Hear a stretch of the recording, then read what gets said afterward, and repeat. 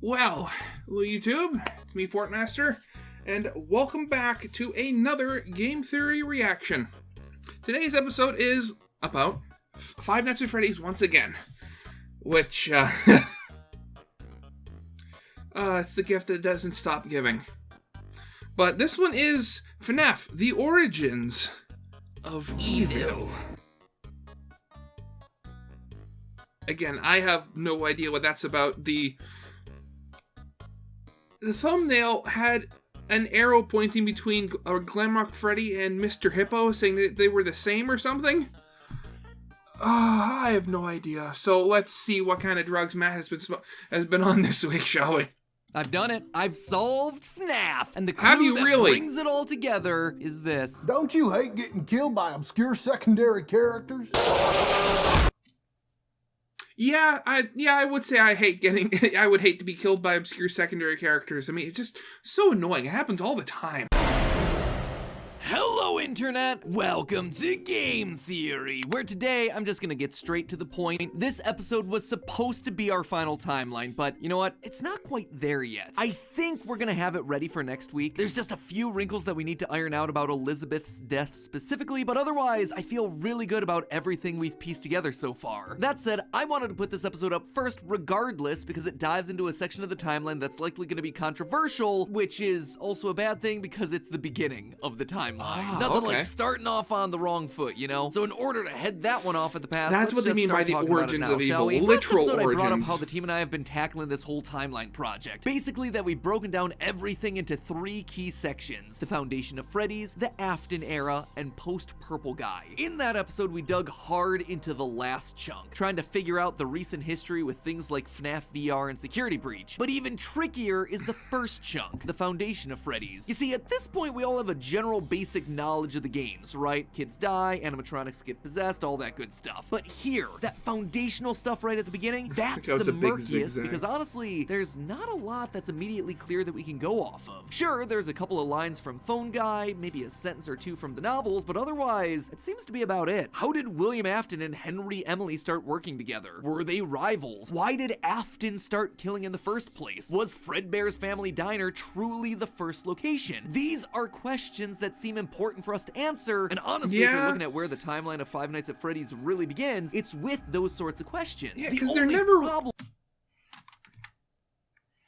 where the timeline of Five Nights at Freddy's really begins, it's with those sorts of questions. Why heat Warple? Yeah, that's a fat finger mistake right there. If you haven't noticed, the O is right next to the P on the keyboard. The only problem is that the answers just might not exist anywhere in the canon yet. Or so I initially thought, which brings us to today's episode. I suspect that there may be a way to answer some, if not all of those questions using a mix of evidence from the games, the books, and real-life lore. In the process, I think it'll help us get a better understanding of William Afton's motives. Well, okay, game and books. That I get. Real life lore? Then that's something I haven't heard in a FNAF video in a long time. Not since, at least not that I can remember, since like the very first one when he was, like before the lore even began, he was comparing the killings in Freddy Fazbear's location to actual murders that happened at a Chuck E. Cheese. Okay. Let's see where he's going with this.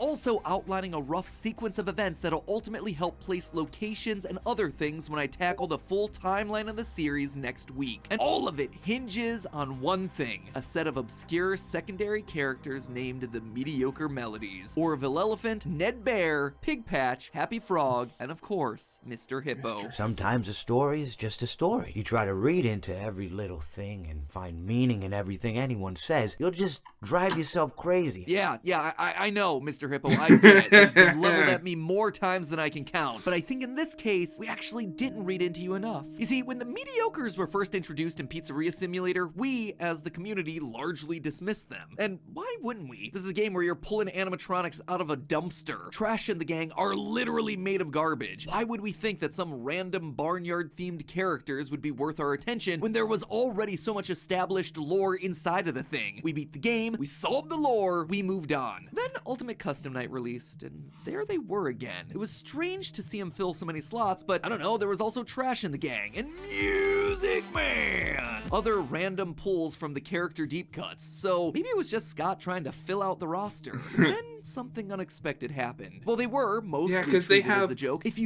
Yeah, a lot of them are treated as a joke, but then they alone have like special secondary, well, I mean, you'll see, but they're like creepy voice lines where they're like being controlled by something. Died to them, every once in a while they'd give voice to the most important character and mystery from the game. The one you shouldn't have killed, Cassidy. We've only just begun. I will never let you leave. I will never let you rest. It was a huge revelation, and the lines that they spoke ultimately helped us to determine that Custom Night was William Afton's endless torment at the hands of the spirits inside the Golden Freddy suit. But again, none of us ever stopped to consider why them? Why these characters? Why were they the ones that Cassidy was choosing to speak through? Why are they here? Well, after doing a lot of research for the grand overall timeline, now I think I know. The mediocre melodies were Henry's creation from a time before he and William started working together. When the two men merged their ideas together to form one company, the mediocres became temporary characters at Fredbear's Family Diner before eventually being retired and largely forgotten. Oh yeah! That is a lot of big swings that I'm making with some massive assumptions, so let's just rewind and take it one step at a time, shall we? First, how do we know that the mediocre melodies belong to Henry? Well, let's just look at their design. It's very simple. They're similar to the Endo 01 designs from the FNAF 1 animatronics, but even more rudimentary, with less flexible joints and less complex wiring. Yeah, they're literally just powered by like what looks like a car battery.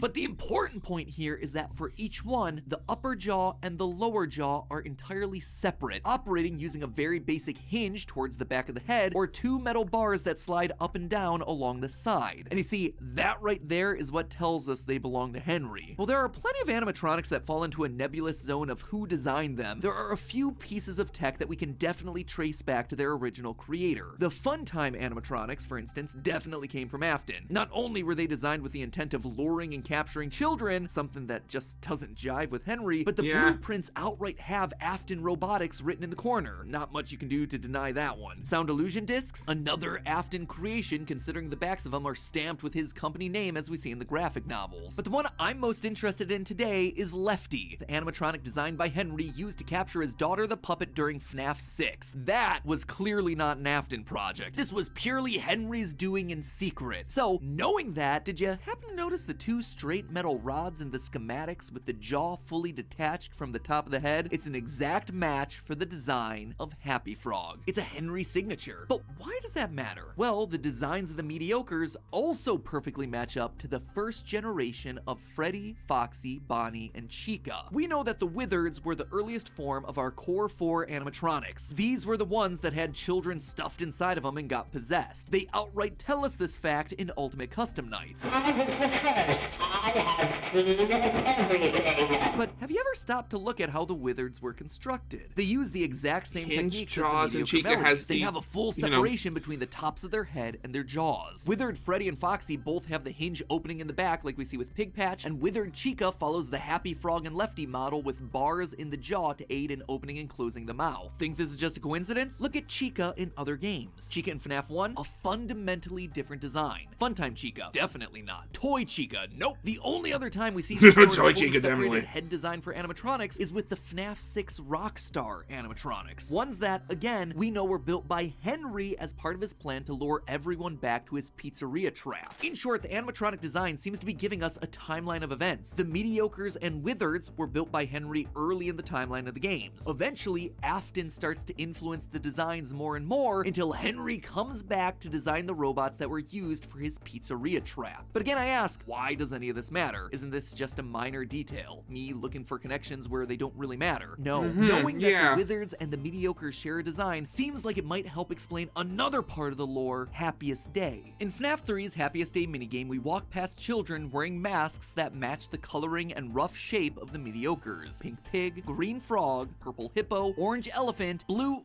okay, not all of them match. But here's the thing, I'm not the one pointing that detail out. This is actually coming from Scott Cawthon himself. In the Five Nights at Freddy's Ultimate Guide, the character description for each mediocre melody calls this out as something worth noting. Quote, it's unconfirmed, but a child in the FNAF 3 Happiest Day minigame appears to be wearing a Happy Frog mask, Orville mask, Mr. Hippo mask. Every single entry mentions this specific detail. Seems like an odd fan theory to call so much attention to. And remember, Happiest Day is an exact recreation of the FNAF 4 pizzeria. We enter at the stage where Crying Child's bitten, we pass 3 tables, there's a bit of a gap, and then the final birthday table for the cake that's gonna set Crying Child's soul free. It seems to suggest that at some point the mediocre melodies existed in one version of the restaurant right alongside Freddy, Foxy, Bonnie, and Chica. But how could all that be? Well, it's easier than you might think. In the story The Puppet Carver, we read about the Pizza Playground, a restaurant that seems to predate or be a competitor to Freddy's. And in it, we see that the franchise uses very rudimentary animatronics that break down a lot. There's a pig with a banjo, an off-brand bear named Baron Von Bear, and an unknown bird animatronic. It's the mediocre melodies, guys. Pig Patch, Ned Bear, and hold on, there's no bird in the mediocre melodies. Unless, of course, we're talking about Chica. What this story seems to heavily suggest is that Chica started at a different pizza franchise and eventually crossed over into Freddy's, becoming popular enough to eventually join the Core 4. Also working at that pizza playground is a talented creator named Porter, someone who seems to have the ability to make wood-based animatronics come to life.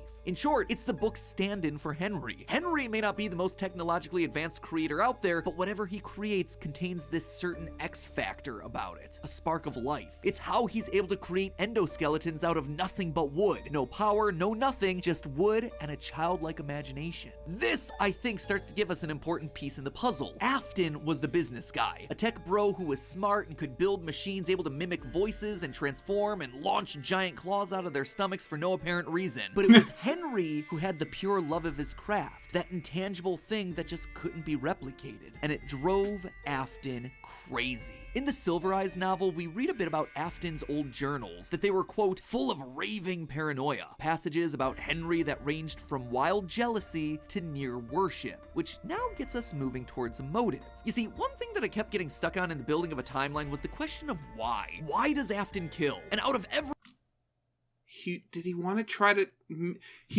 to try to be as good as Henry so badly that he literally took the spark of life from a living being to put into his robots? Is that what you're saying?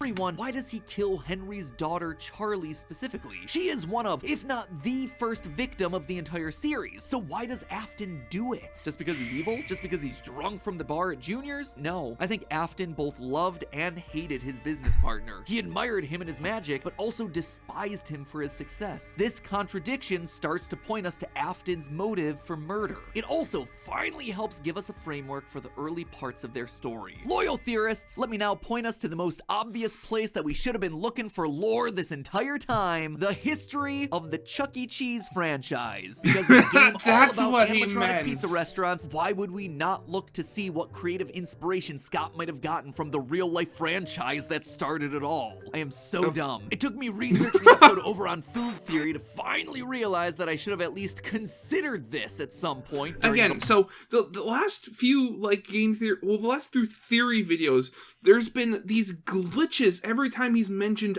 one of the other channels. And some people have been thinking that there's something going on, like there's an ARG beginning or something. I have no idea what it is, but I'm excited to see what it actually pans out to. The last 7 years of solving FNAF. Major head test moment. Anyway, I did exactly that, and what I learned was enlightening, to say the least. You see, what we now know of as Chuck E. Cheese actually started as the product of a feud between two rival animatronic pizza restaurants, Pizza Time Theater and Showbiz Pizza Place. Pizza Time was founded by a smart businessman who wanted to recreate Disneyland's Country Bear Jamboree. In the end, their onstage show wound up soulless and had no solid theme. Showbiz Pizza, meanwhile, had a creator who built better robotic attractions that were full of life. They also had a solid theme where everyone had southern accents and a lot of charm. I mean, just watch the clips and the difference is immediately clear. Like, happy birthday to you, happy birthday to you, you get it? See, we're all up here on the stage, and we can all turn, go around a big circle together. See, like this, our feet aren't screwed to the floor or bolted down. We can move. We got more moves than a can of worm. And then that old 1-2 Billy Bob can come up there and stick his old ugly mug in your face. To me, the battle between these two real-life pizza places, these two men, sounds a lot like the battle between William and Henry, a smart businessman who wanted to riff off Disney's Bear Show versus a talented artist that was building animatronics with actual life and good southern accents. I was just waiting for you to drop your guard. Even small details. Oh my god, yeah, they do have southern accents. Well, I mean, Happy and Mr. Hip. But yeah, two of them have southern accents. Of the real-life story map nicely onto the games, like the fact that these pizza places had small cabaret stages off to the side for extra acts to get added later, just like how Foxy stands alone in Pirate Cove. A separate act that we see was the last one added to the core group of 4. In real life, Pizza Time Theater, the one I most associate with William Afton, went heavily into debt and was forced to merge with Showbiz Pizza. That meant that, at least for a while, all the animatronics existed under one roof. I thought Showbiz was the one that bought them out. Since like, you know, they were the one with, like, Chuck E. Cheese. Okay. But because the characters from Pizza Time were stronger for branding, specifically Chuck E. Cheese, that's the ones that they ultimately moved forward with. I suspect that something similar happened in the games. William's bear-themed restaurant went heavily in debt. He gets saved by his rival Henry, and the two merge their restaurants together to create Fazbear Entertainment. Chica, a mediocre melody, officially joins Fredbear's cast of friends, and the rest are slowly phased out to obscurity. And William, angry and bitter, never truly lives down the humiliation of his failure, prompting him to lash out in a drunken rage against Charlie one night behind the pizzeria. This feels right to me, to set up William as more than just an evil purple guy. This flow of events actually gives him a reason to want to kill, a motive. It also aligns with a lot of the interviews that Steel Wool Studios has been doing recently. J-Top, creative director at Steel Wool, recently acknowledged how important it is for your horror villain to be an actual fully fleshed out, tragic character. Try not to set out to make a cool looking villain, you know? Go make a monster that have a reason for it. Look at like anthology horror. Here's somebody doing something really, really bad. Like they murdered someone. Something happens, often ironically, that then comes back to bite them. A creature is created, a situation is created, and then they're judged and they get their just desserts. Every big, horror icon essentially fits that structure in a way. Why is Freddy Krueger popular? Well, it's a revenge story, isn't it? Miss Voorhees, it's a revenge story. These aren't just like these supernatural forces that came out of nowhere to just hurt people and punish people. They were results of other wrongdoing. William Afton, if I'm right, follows this exact pattern. His jealousy over Henry's skill causes him to lash out, which in turn dominoes to him building the very robots that'll eventually take Elizabeth and his crying child son away from him. The other thing that this mediocre melody timing issue may help explain is Cassidy's death. In the Fazbear Frights books, there's Andrew, who's basically the book stand-in for Cassidy. I know we're always supposed to take things in the books with a grain of salt, but Andrew here is an angry spirit that keeps William's soul tethered to a hellish purgatory so it can be punished again and again and again. He's also known to have had his body stuffed inside of Golden Freddy, so really the connections between the two aren't subtle. But Andrew has two unusual details about him. First, he wears an alligator mask. Second, and even more strangely, it's repeatedly made clear that his soul is attached not to an animatronic or an endoskeleton or anything like that, but to a battery pack, of all things. Now that is unusual. He's stuffed into Golden Freddy, but his soul is in a battery pack. Where in this franchise do we see animatronics using batteries, let alone off-branded animals using battery packs? Oh wait, it's the mediocre melodies. Could they possibly have been around during the missing children's incident? Yes. Given what we already talked about with the Generation 1 Freddy, Foxy, Bonnie, and Chica matching the designs of the mediocre melodies, it's certainly possible. We also see that the Golden Freddy suit has the same Henry style of design. In both the Fazbear Frights illustrations as well as FNAF 4's minigames, we see that Golden Freddy has the separated jaw controlled by 2 straight bars, just like Lefty and just like Happy Frog. And last but certainly not least, we come all the way back around to the point that I started this whole episode with. Cassidy speaks through them, of all characters. Not through Golden Freddy, not through Fredbear, through the mediocre melodies, the animatronics with a battery pack. Just thought it was an interesting series of connections. So anyway, those were some stray observations that You know, I also just thought of something.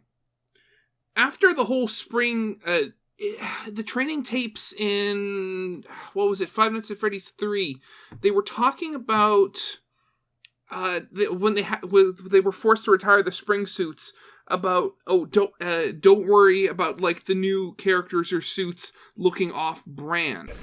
Until replacements arrive, you will be expected to wear the temporary costumes provided to you. Keep in mind that they were found on very short notice, so questions about appropriateness/relevance should be deflected. Maybe that's because temporarily, while they had to get new, like, full animatronics to get on the stage again, because the Springlock suits were being retired, they had to bring back the mediocre melodies back out of storage so that they had some form of band on the stage for the meantime. that I've been kicking around about the mediocres. What do you think? Do they have greater lore importance to the story than we initially thought, or are they just meant to be a joke? Am I just falling victim to everything that Mr. Hippo warned me against? Let me know down in the comments below now, because this is your last chance for them to affect the final FNAF timeline for 2022. Our interpretation of all the events in the series up to now. That episode will be coming in the next week or two. I swear, I am not putting it off anymore. We are gonna plow through this thing to the very end. We have gotta finish it. Gotta finish it, man. We've gotta finish it. You're so close. So make sure you subscribe to know when that one is uploaded. And in the meantime, remember, stay hydrated.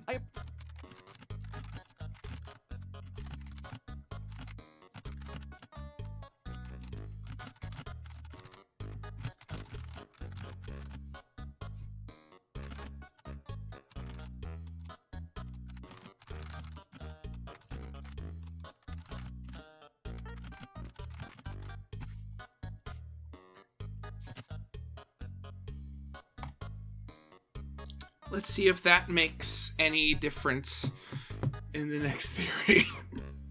So,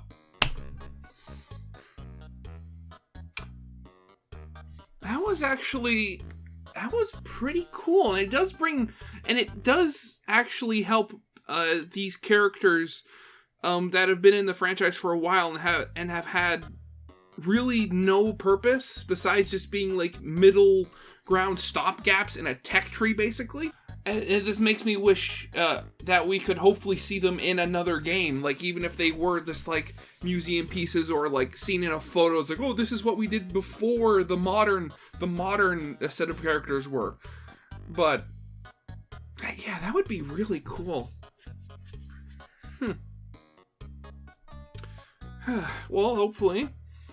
Well, hopefully my comment does something for the next theory, the grand unified timeline win, or if it ever shows up. So in the meantime, I hope you guys liked. If you did, leave a like, subscribe if you have not. Of course, link to the original video in the description. And in the meantime, I hope you guys liked. If you did, leave a like, subscribe if you have not. Check out my Twitter, my Patreon, all that stuff. And I'll see you guys next time. Goodbye.